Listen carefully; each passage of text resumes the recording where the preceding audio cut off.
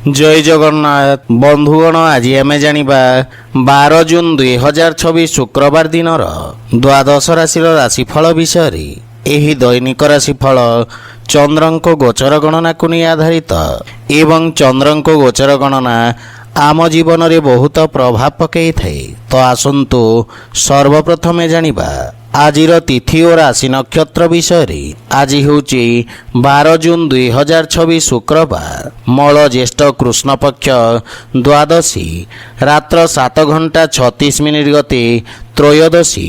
आज अश्विनी नक्षत्र प्रातः 6 घंटा 28 मिनिट गते द्विजा नक्षत्र। आज मेषचंद्र अहोरात्र। आजिर पर्वोत्सव रामानुज संप्रदाय एकादशी उपवास। आजिर शुभ बेला दिवा 12 घंटा 21 मिनिट रु 3 घंटा 2 मिनिट पर्यंत। आजिर सूर्योदय प्रातः 5 घंटा 11 मिनिट। आजिर सूर्यास्त संध्या 6 घंटा 36 मिनिट। आज मेष राशि घात चंद्र एवं बिछा धनु और मीन राशि घात बार। आज पोई और मसूर खाइबा निषिद्ध।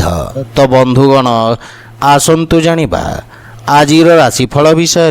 ता पूर्वर आम चैनल को जो मैंने नुआ करी आछंती तले थिबा लाल रंगर सब्सक्राइब बटन को दबाई आम चैनल को सब्सक्राइब करंतो और पाखरे थिबा घंटी बटन को दबाई ऑल रे सिलेक्ट करंतो काहेकिना आमे अपलोड करिथवा प्रत्येक वीडियो नोटिफिकेशन आपण सर्वप्रथमे पाई परिबे। तो प्रथमे जानिबा मेष राशि विषय। आपणक राशि स्थान चंद्रदेवंको गोचर कारणरू पूर्वरु देखा दउथवा समस्यार समाधान हेबा एवं आपणक आत्मविश्वास बढ़िबा कारणरू आपणक व्यक्तित्व रे चमक आसीबा। आपणक स्वभाव रे क्रोध रे हानि घटिबा एवं चिंतारू मुक्ति मिलिबा।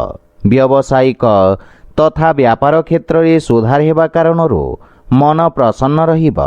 आपण निज कार्य क्षेत्र रे किछि नुआ परिवर्तन करिवे जहा भविष्यत रे आपणको सकारात्मक परिणाम प्रदान करिबा। पारिवारिक जीवन रे जीवन साथी आपणक व्यक्तित्व रे आसीथिबा परिवर्तन रु प्रभावित हेबे। संतान पक्षरु कोनोसी प्रकार शुभ समाचार आपणक चिंता को कम करिबा।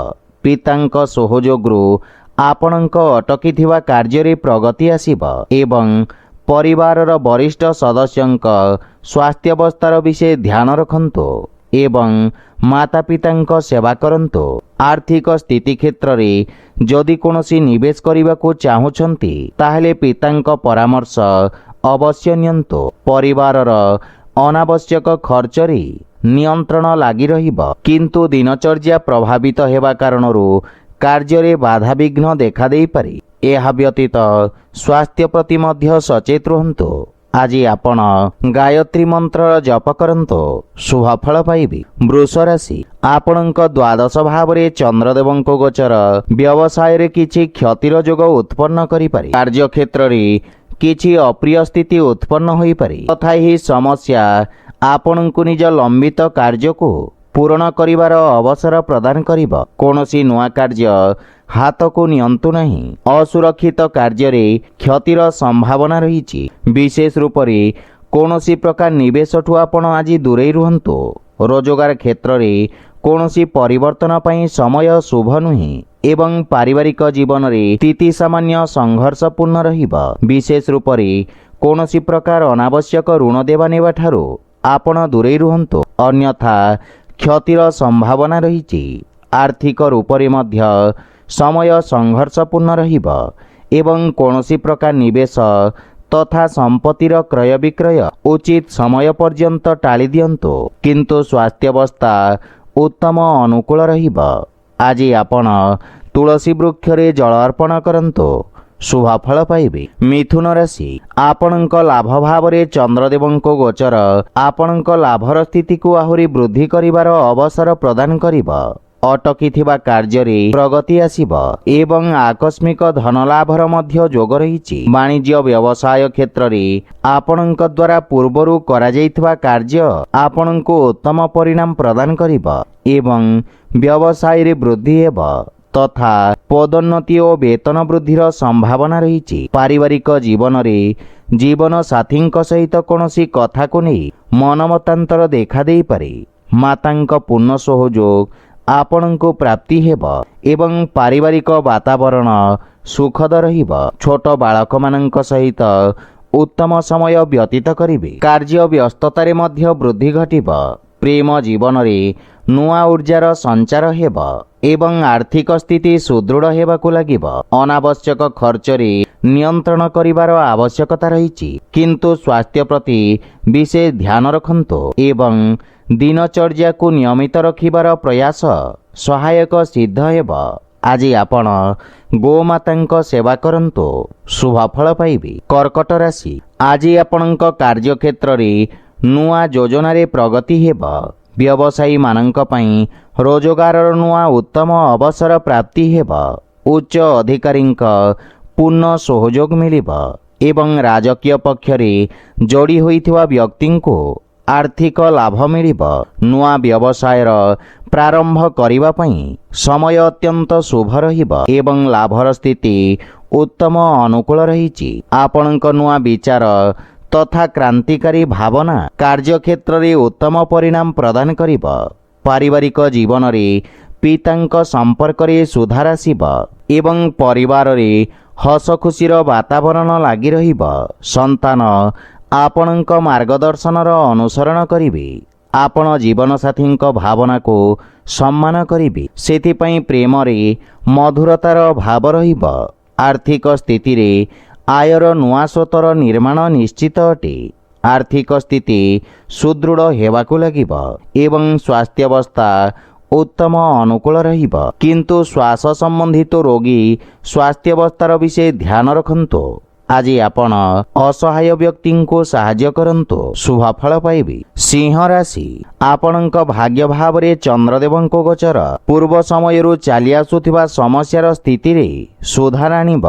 ଭାଗ୍ୟ ଆପଣଙ୍କ ସପକ୍ଷରେ ରହିବ। ଅସୁରକ୍ଷିତ କାର୍ଯ୍ୟ ତଥା ସେୟାର ମାର୍କେଟ ଆଦିରେ ଆପଣ ଲାଭବାନ ହେବେ ଏବଂ ବିଦ୍ୟାର୍ଥୀ ଛାତ୍ରଛାତ୍ରୀମାନଙ୍କ ପାଇଁ ସମୟ ଅନୁକୂଳ ହେବାକୁ ଲାଗିବ।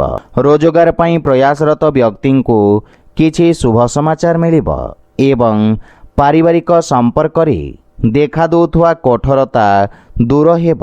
ମାନସିକ ଚିନ୍ତାରୁ ମୁକ୍ତି ମିଳିବ।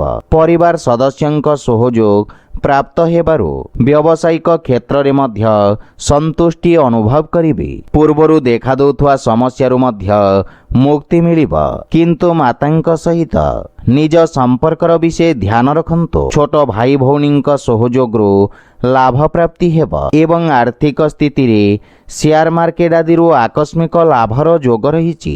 ଆର୍ଥିକ ସ୍ଥିତିରେ ସୁଧାର ହେବ। ସ୍ୱାସ୍ଥ୍ୟ ପକ୍ଷ ମଜବୁତ ରହିବ ଏବଂ ଅସ୍ଥାୟୀ ରୋଗରୁ ମୁକ୍ତି ମିଳିବ। ଆଜି ଆପଣ ଭଗବାନ ଶିବଙ୍କ ଆରାଧନା କରନ୍ତୁ, ଶୁଭଫଳ ପାଇବେ। କନ୍ୟା ରାଶି, ଆପଣଙ୍କ ଅଷ୍ଟମ ଭାବରେ ଚନ୍ଦ୍ରଦେବଙ୍କ ଗୋଚର କାରଣରୁ ଆପଣଙ୍କୁ ନିଜ କାର୍ଯ୍ୟରେ କିଛି ସମସ୍ୟାର ସାମ୍ନା କରିବାକୁ ପଡ଼ିପାରେ, କିନ୍ତୁ ଆକସ୍ମିକ ଧନଲାଭର ଯୋଗ ରହିଛି। ସାମାଜିକ କାର୍ଯ୍ୟରେ ଆପଣଙ୍କ ଯୋଗଦାନ ଆପଣଙ୍କ ପ୍ରଭାବ କ୍ଷେତ୍ରରେ ବୃଦ୍ଧି କରିବ। ବିପରୀତ ପରିସ୍ଥିତିରେ ମଧ୍ୟ ଆପଣଙ୍କ କାର୍ଯ୍ୟ କରିବାର କ୍ଷମତା ଆପଣଙ୍କ ସହକର୍ମୀମାନଙ୍କୁ ପ୍ରଭାବିତ କରିବ। ପାରିବାରିକ ଜୀବନରେ ପରିବାରର କୌଣସି ସଦସ୍ୟଙ୍କ ସହିତ ମତଭେଦ ଦେଖାଦେଇପାରେ, କିନ୍ତୁ ଆପଣ ନିଜ ବାଣୀର କୌଶଳରେ ସମସ୍ତଙ୍କୁ ପ୍ରଭାବିତ କରିବେ। ଜୀବନ ସାଥୀଙ୍କ ସହିତ ସମ୍ପର୍କରେ ପ୍ରଗାଢ଼ତା ଆସିବ, କିନ୍ତୁ ପିତାଙ୍କ ସ୍ୱାସ୍ଥ୍ୟାବସ୍ଥାର ବିଷୟ ଧ୍ୟାନ ରଖନ୍ତୁ। ପ୍ରେମ ସମ୍ବନ୍ଧରେ ମାନସିକ ଶାନ୍ତି ବା ପ୍ରସନ୍ନତା ଅନୁଭବ କରିବେ। ଆର୍ଥିକ ସ୍ଥିତିରେ ଆର୍ଥିକ ଲାଭ ମିଳିବ। ଶୁଭ କାର୍ଯ୍ୟରେ କରାଯାଇଥିବା ନିବେଶ ଆପଣଙ୍କ ଲାଭର ସ୍ଥିତିକୁ ଦ୍ୱିଗୁଣିତ କରିବ। ମାନସିକ ଚିନ୍ତା ସ୍ୱାସ୍ଥ୍ୟାବସ୍ଥାକୁ ଖରାପ କରିପାରେ। ବିଶେଷ ରୂପରେ ଅନିୟମିତ ରକ୍ତଚାପ ରୋଗୀଙ୍କୁ ସ୍ୱାସ୍ଥ୍ୟାବସ୍ଥାର ବିଷୟ ଧ୍ୟାନ ରଖନ୍ତୁ। ଆଜି ଆପଣ ଭଗବାନ ଗଣେଶଙ୍କୁ ଦୁବ ଅର୍ପଣ କରନ୍ତୁ, ଶୁଭଫଳ ପାଇବେ। ତୁଳା ରାଶି, ଆପଣଙ୍କ ସପ୍ତମ ଭାବରେ ଚନ୍ଦ୍ରଦେବଙ୍କ ଗୋଚର ଆପଣଙ୍କୁ ନିଜ ସମସ୍ତ ସମସ୍ୟାକୁ ସାମ୍ନା କରିବାର ଶକ୍ତି ପ୍ରଦାନ କରିବ। ଆପଣଙ୍କୁ ଉଚ୍ଚ ଅଧିକାରୀଙ୍କ ସହଯୋଗ ପ୍ରାପ୍ତି ହେବ ଏବଂ ସମସ୍ତ ନିର୍ଣ୍ଣୟ ଆପଣଙ୍କୁ ଆଶାତୀତ ସଫଳତା ପ୍ରଦାନ କରିବ। ଯଦି ଭାଗିଦାରୀ ଭାବରେ କୌଣସି କାର୍ଯ୍ୟକୁ ପ୍ରାରମ୍ଭ କରିବାର ଯୋଜନା କରୁଛନ୍ତି ତାହେଲେ ସମୟ ଅତ୍ୟନ୍ତ ଶୁଭ ରହିଛି। ବିଦ୍ୟାର୍ଥୀମାନଙ୍କୁ କିଛି ନୂଆ ଶିଖିବାର ଅବସର ମିଳିବ ଏବଂ ପାରିବାରିକ ଜୀବନରେ ଯେକୌଣସି ନୂଆ କାର୍ଯ୍ୟ ମାତାପିତାଙ୍କ ଆଶୀର୍ବାଦ ନେଇକି କରନ୍ତୁ, ସଫଳତା ପାଇପାରିବେ। ସନ୍ତାନଙ୍କ ସ୍ୱାସ୍ଥ୍ୟ ତଥା ଭବିଷ୍ୟତ ସମ୍ବନ୍ଧିତ ଚିନ୍ତା ଆପଣଙ୍କୁ ବ୍ୟଥିତ କରିବ। ଜୀବନ ସାଥୀଙ୍କ ସହିତ ସମ୍ପର୍କରେ ମଧୁରତା ଆସିବ ଏବଂ ପରସ୍ପରର ଭୁଲ ବୁଝାମଣା ଦୂର ହେବ। ପ୍ରେମ ଜୀବନରେ ଏକ ନୂଆ ଜୀବନର ପ୍ରାରମ୍ଭ ହେବ। ଆର୍ଥିକ ସ୍ଥିତି ସୁଦୃଢ଼ ହେବ ଏବଂ ଆଂଶିକ ଲାଭ ମଧ୍ୟ ମିଳିବ। ରାଜକୀୟ କାର୍ଯ୍ୟରେ ସଫଳତା ପ୍ରାପ୍ତ କରିବେ। ପେଟ ସମ୍ବନ୍ଧିତ ରୋଗରୁ ମୁକ୍ତି ମିଳିବ, କିନ୍ତୁ ସ୍ୱାସ୍ଥ୍ୟାବସ୍ଥାର ବିଷୟ ଧ୍ୟାନ ରଖନ୍ତୁ।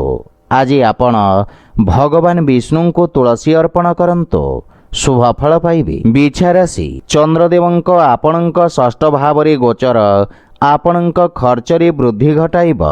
ଆପଣ ନିଜ ବୁଦ୍ଧିବଳ ଓ କୌଶଳରେ ନିଜ ସମସ୍ତ ଲକ୍ଷ୍ୟକୁ ପ୍ରାପ୍ତ କରିବେ। ଆପଣଙ୍କ କିଛି ଗୁପ୍ତ ଶତ୍ରୁ ଆପଣଙ୍କ ଛବିକୁ ଖରାପ କରିବାର ପ୍ରୟାସ କରିବେ। ନୂଆ ଲୋକଙ୍କ ସହିତ ଦେଖା ସାକ୍ଷାତ ହେବ ଏବଂ କ୍ୟାରିୟରରେ ଉତ୍ତମ ଉନ୍ନତିର ଯୋଗ ରହିଛି। କୌଣସି ପ୍ରକାର ନୂଆ କାର୍ଯ୍ୟରେ ଆପଣ ମନ ବଳେଇବେ। କାର୍ଯ୍ୟକ୍ଷେତ୍ରର ସ୍ଥିତିରେ ସୁଧାର ଆସିବ ଏବଂ ସହଯୋଗୀଙ୍କ ପରାମର୍ଶ ଲାଭଦାୟକ ସାବ୍ୟସ୍ତ ହେବ। ପାରିବାରିକ ଜୀବନରେ ପରିବାର ସଦସ୍ୟଙ୍କ ପୂର୍ଣ୍ଣ ସହଯୋଗ ମିଳିବ, କିନ୍ତୁ ପରିବାର ସଦସ୍ୟଙ୍କ ସ୍ୱାସ୍ଥ୍ୟାବସ୍ଥାର ବିଷୟ ଧ୍ୟାନ ରଖନ୍ତୁ। ପ୍ରେମ ଜୀବନରେ ବାଣୀର କଠୋରତା କାରଣରୁ ସମ୍ବନ୍ଧରେ ଫାଟ ସୃଷ୍ଟି ହୋଇପାରେ। ସେଥିପାଇଁ ଅନାବଶ୍ୟକ ଯୁକ୍ତିତର୍କ ଓ ବାଦବିବାଦରୁ ଆପଣ ଦୂରେଇ ରୁହନ୍ତୁ। ଆର୍ଥିକ ସ୍ଥିତିରେ ବନ୍ଧୁମିତ୍ର ବା ସମ୍ପର୍କୀୟଙ୍କ ଠାରୁ ଆର୍ଥିକ ସହଯୋଗ ମିଳିବାର ସମ୍ଭାବନା ରହିଛି। ଆଜି ଆପଣ ଗୋପାଳ ସହସ୍ରନାମର ପାଠ କରନ୍ତୁ, ଶୁଭ ଫଳ ପାଇବେ। ଧନୁରାଶି, ଆପଣଙ୍କ ରାଶି ସ୍ଥାନରୁ ପଞ୍ଚମ ଭାବରେ ଚନ୍ଦ୍ରଦେବଙ୍କ ଗୋଚର ଆପଣଙ୍କ ରଚନାତ୍ମକ କ୍ଷମତାର ବୃଦ୍ଧି ଘଟାଇବ। କଳା ଓ ସଙ୍ଗୀତ କ୍ଷେତ୍ରର ବ୍ୟକ୍ତିଙ୍କୁ ନୂଆ ଅବସର ପ୍ରାପ୍ତି ହେବ। ବ୍ୟବସାୟରେ ସହଯୋଗୀଙ୍କ ଦ୍ୱାରା ଲାଭର ସ୍ଥିତି ରହିବ ଏବଂ କାର୍ଯ୍ୟକ୍ଷେତ୍ରର ବିସ୍ତାର ହେବାର ଯୋଗ ରହିଛି।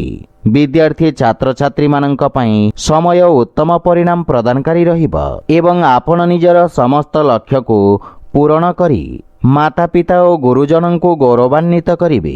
ପାରିବାରିକ ଜୀବନରେ ପରିବାରରେ ହସ ଖୁସି ଓ ସୁଖ ଶାନ୍ତିର ବାତାବରଣ ଲାଗି ରହିବ।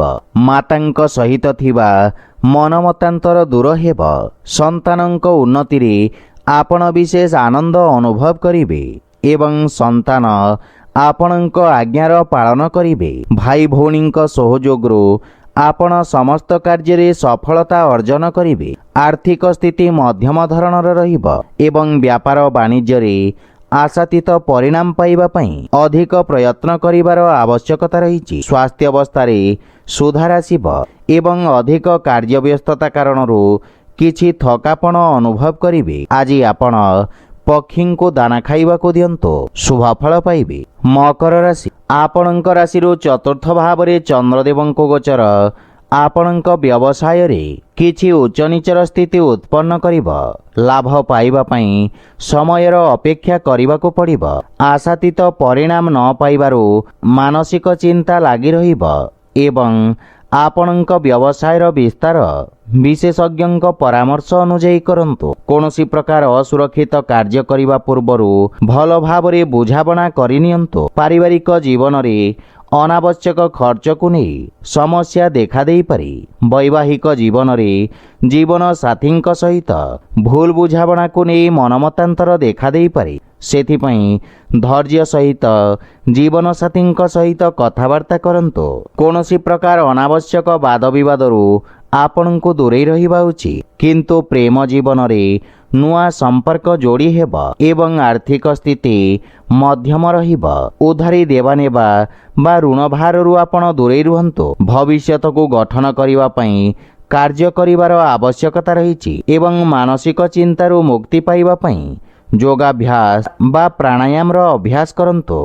ଆଜି ଆପଣ ହନୁମାନ ଚାଳିଶାର ପାଠ କରନ୍ତୁ, ଶୁଭ ଫଳ ପାଇବେ। କୁମ୍ଭ ରାଶି, ଆପଣଙ୍କ ତୃତୀୟ ଭାବରେ ଚନ୍ଦ୍ରଦେବଙ୍କ ଗୋଚର ଆପଣଙ୍କ ଯଶ ଓ ମାନ ସମ୍ମାନରେ ବୃଦ୍ଧି କରିବ ଏବଂ ଆପଣ ସାମାଜିକ କଲ୍ୟାଣକାରୀ କାର୍ଯ୍ୟରେ ପ୍ରସନ୍ନତା ସହିତ ସହଯୋଗ କରିବେ। ଲୋକେ ଆପଣଙ୍କ କାର୍ଯ୍ୟକୁ ଏବଂ ଆପଣଙ୍କୁ ପ୍ରଶଂସା କରିବେ। ଆଜି ଆପଣଙ୍କୁ ସଞ୍ଚାର ମାଧ୍ୟମରେ ଲାଭ ମିଳିବ। ପାରିବାରିକ ଜୀବନରେ ପରିବାର ସଦସ୍ୟଙ୍କ ପୂର୍ଣ୍ଣ ସହଯୋଗ ମିଳିବ ଏବଂ ଜୀବନସାଥୀଙ୍କ ସମ୍ପର୍କରେ ପ୍ରଗାଢ଼ତା ଆସିବ। ପରସ୍ପର ମଧ୍ୟରେ ସହଯୋଗ ଓ ଉତ୍ତମ ବୁଝାମଣାର ଭାବନା ଉତ୍ପନ୍ନ ହେବ। ପିତାଙ୍କ ମାର୍ଗଦର୍ଶନ ଓ ସହଯୋଗ ମିଳିବ ଏବଂ ଆର୍ଥିକ ସ୍ଥିତି ଆହୁରି ସୁଦୃଢ଼ ହେବାକୁ ଲାଗିବ। ଆଜି ଆର୍ଥିକ ମହତ୍ୱାକାଂକ୍ଷାର ପୂର୍ତ୍ତି ହେବ, କିନ୍ତୁ ଅନାବଶ୍ୟକ ଖର୍ଚ୍ଚରେ ସାବଧାନ ରହିବାର ଆବଶ୍ୟକତା ରହିଛି। ପରିବାରର ସମସ୍ତ ସଦସ୍ୟଙ୍କ ସ୍ୱାସ୍ଥ୍ୟାବସ୍ଥାରେ ସୁଧାର ଆସିବ। ସେଥିପାଇଁ ସ୍ୱାସ୍ଥ୍ୟ ସମ୍ବନ୍ଧିତ ନିୟମର ପାଳନ କରନ୍ତୁ ଏବଂ ଦୈନିକ ଦିନଚର୍ଯ୍ୟାରେ ବ୍ୟବସ୍ଥିତ ରଖନ୍ତୁ। ଆଜି ଆପଣ ବଜରଙ୍ଗ ବାଣ ପାଠ କରନ୍ତୁ, ଶୁଭଫଳ ପାଇବେ। ମୀନ ରାଶି, ଚନ୍ଦ୍ରଦେବଙ୍କ ଆପଣଙ୍କ ଦ୍ୱିତୀୟ ଭାବରେ ଗୋଚର ଆପଣଙ୍କ କଳାତ୍ମକ ତଥା ରଚନାତ୍ମକ ପକ୍ଷକୁ ପ୍ରକାଶିତ କରିବ। ଆପଣଙ୍କ ପ୍ରତିଭାକୁ ସମାଜରେ ପରିଚୟ ଓ ପ୍ରସିଦ୍ଧି ମିଳିବ। ସାମାଜିକ କାର୍ଯ୍ୟକ୍ଷେତ୍ରରେ ଆପଣଙ୍କ ଯୋଗଦାନର ପ୍ରଶଂସା ହେବ ଏବଂ ଆପଣଙ୍କ ବ୍ୟକ୍ତିତ୍ୱର ଚାରିପାର୍ଶ୍ୱରେ ଚର୍ଚ୍ଚା ହେବ। ପାରିବାରିକ ଜୀବନରେ ପରିବାରର ପୂର୍ଣ୍ଣ ସହଯୋଗ ମିଳିବ। ପିତାଙ୍କ ମାର୍ଗଦର୍ଶନରୁ ଆପଣ କାର୍ଯ୍ୟକ୍ଷେତ୍ରରେ ସଫଳତା ତଥା ପ୍ରସିଦ୍ଧି ଅର୍ଜନ କରିବେ ଏବଂ ପାରିବାରିକ ସଦସ୍ୟଙ୍କ ସହିତ ଉତ୍ତମ ସମୟ ଅତିବାହିତ କରିବେ। କୌଣସି କାର୍ଯ୍ୟରେ ଆବଶ୍ୟକତା ଥିଲେ ଯାତ୍ରା କରନ୍ତୁ, ଅନ୍ୟଥା ଯାତ୍ରା କରିବା ଉଚିତ ନୁହେଁ।